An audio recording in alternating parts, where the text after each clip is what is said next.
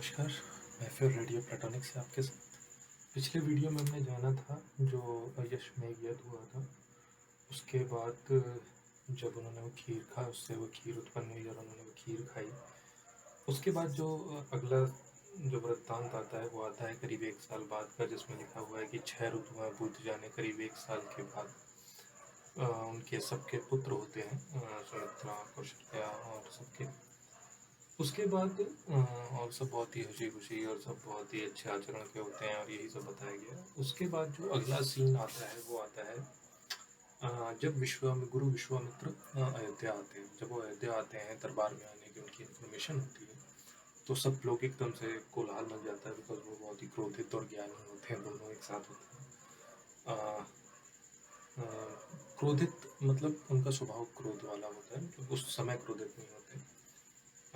तो सारे जो वहाँ पे उनके ऋषि वशिष्ठ होते हैं, जो दशरथ के साथ रहते हैं, वो तुरंत जाते हैं, उनका आदर भाव करते हैं, आदर से स्वागत करते हैं और उनको अपने साथ अंदर लेके आते हैं राज दरबार में। वहाँ पे सब कुशल मंगल पूछा जाता है और बताते हैं कुछ छोटी-छोटी प्रॉब्लम्स, जैसे कुछ जगह वर्षा नहीं हो रही है, कुछ जगह कुछ है, तो वो कहते हैं कि सब इसी कार्यों में लगे हुए हैं। तो फिर वो उसके बाद कहते हैं कि मेरा यहाँ आने का कारण ये है कि मैं एक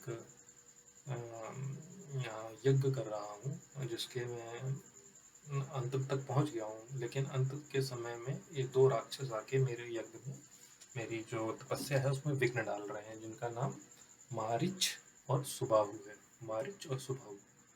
अब वो कहते हैं कि हमें इनका अंत, मैं वैसे तो अपना श्राप देके कर सकता हूँ, बट जो मैंने यज्ञ शुरू किया है जो जन कल्याण के लिए, उसको मैं तोड़ नहीं सकता, इसलिए मैं उनको श्राप नहीं दे सकता। ये उसमें प्रतिबाधित होता है अगर हम कोई ऐसा यज्ञ करते हैं तो इसके लिए आप मुझे राम को मेरे साथ भेज दीजिए। अब ये सुन के तो दशरथ बेहोश हो जाते हैं। वो कहते हैं कि महाराज मेरी सेना लेकर जाइए आप, और आपको और जो चाहिए मैं स्वयं चलता हूँ। वो तो अभी 16 वर्ष का भी नहीं है। तो यहाँ पर हमें आयु पता चलती है कि उनके पैदा होने से लेके अब ये जो सीन है ये उनके 16 वर्ष का भी नहीं है, तो यानी 14 से 15 वर्ष की आयु रही होगी उस टाइम राम जी की। वो स्पेसिफिकली बोलते हैं कि अभी वो 16 वर्ष का भी नहीं है बुक में। तो वो कहते हैं कि अरे आप मुझे उनको मेरे साथ भेजिए। उनको, आपको भी पता है कि मैं उनको बहुत मेरे साथ जाएंगे तो उन्हें बहुत कुछ सीखने को मिलेगा, ज्ञान की प्राप्ति होगी। बट दशरथ इसी बात पे अड़े रहते हैं कि उन्हें अभी अस्त्र शस्त्र कुछ चलाना नहीं आता।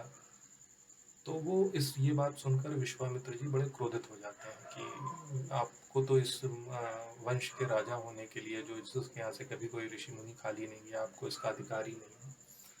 अब इस बात पे उनकी कुपित हो जाते हैं जब, तो उनको जो ऋषि वशिष्ठ, जो दशरथ के एडवाइजर होते हैं एक तरीके से, वो समझाते हैं कि देखिए उनकी शरण में जाएंगे तो ऐसा कोई भी दिक्कत नहीं आएगी, कुछ भी प्रॉब्लम नहीं आएगी। वो उनके साथ उनकी सुरक्षा करेंगे और सब वो करते हैं। तो बड़े दुखी मन से वो उनको भेजते हैं। तो जो उसमें उस टाइम राम जी का स्वरूप दिया गया है कि धनुष है, उनके पास बाण है, तलवार लटकी हुई है, और पूरे गेटअप के साथ वो निकल देते हैं। और उनके साथ लक्ष्मण भी जाते हैं, वो अकेले नहीं जाते हैं, वो लक्ष्मण भी जाते हैं उनके साथ। और उसमें कई उपमाएं दी गई हैं कि जैसे कि शिव के पीछे नंदी और उनके जो गण चलते हैं, उस प्रकार वो विश्वामित्र के पीछे चल रहे हैं राम और लक्ष्मण। और कई भी ऐसी उपमाएं दी गई हैं। तो यहाँ से निकलते हैं। इसके बाद का जो भी मैं बनाऊंगा वो बहुत ही इंटरेस्टिंग है, क्योंकि उसमें आपको कुछ चीज़ें देख के ऐसी लगेंगी जो आप आजकल के साई-फाई मूवीज़ में देखते हैं, मतलब डीसी मूवीज़ और मार्वल मूवीज़ में जो आते हैं, बिल्कुल वो एक्सप्लेनेशन। अब कोई उसको सच माने या झूठ माने, लेकिन मैं तो सच मानता हूँ, क्योंकि इतना अच्छा डिस्क्रिप्शन जिसने ऐसा ना देखा हो वो कर ही नहीं सकता। जो आज की साई-फाई डीसी और मार्वल्स जो एनिमेशंस कर रहे हैं, और आपको आगे तो जब आप हम लोग पढ़ेंगे, और जब जब लड़ाई होती है, हनुमान जी फांदते हैं समुद्र को, और जब वहाँ जाते हैं, तो जब उन वृत्तांतों तक पहुँचेंगे तब तो आपको बिल्कुल एकदम दिखेगा कि अरे ये तो पूरा बहुत ही अपग्रेडेड सिटीज़ थी और उनकी पावर्स थी। स्पेसिफिकली डिस्क्रिप्शंस हैं, इवन जो विवाह का उनका है वृत्तांत है जो रामचंद्र जी का, उसमें आपको काफ़ी चीज़ें देखने को मिलेंगी। तो वो हम अगले वीडियो में करेंगे। धन्यवाद।